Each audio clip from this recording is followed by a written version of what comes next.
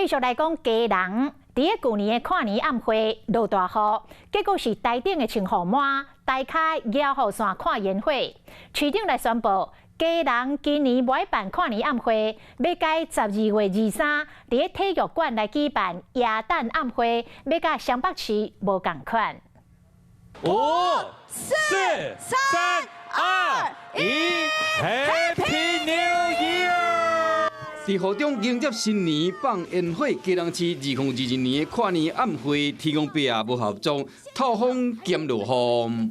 虽然有风有雨，可是呢，我们的热情丝毫不减。最后再一次的祝福我们大家新年快乐！台顶的贵宾穿雨满地树，乡亲野雨线嘛是规身躯澹咕咕。和市长谢国良讲安尼受辛苦啊，宣布讲今年无要办啊。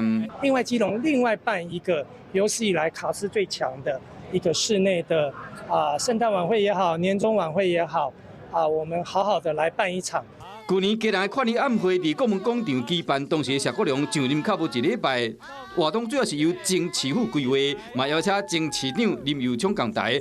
即马无要搁办啊，改办耶诞暗会来迎接新年。可是我会觉得，可能有些人会失望吧。试试看也没什么不好，搞不好他圣诞活动办得非常好，大家也觉得很棒啊。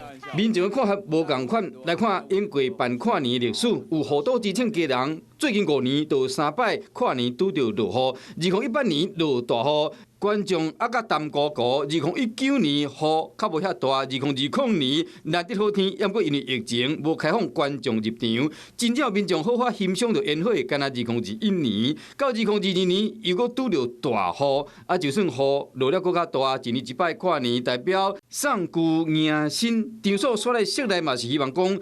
观众会当打爽迎接新的一年。Hello， 我是冯维之，想要抢先掌握最及时的新闻资讯吗？赶快订阅、按赞、开启小铃铛，锁定华视新闻 YouTube 频道。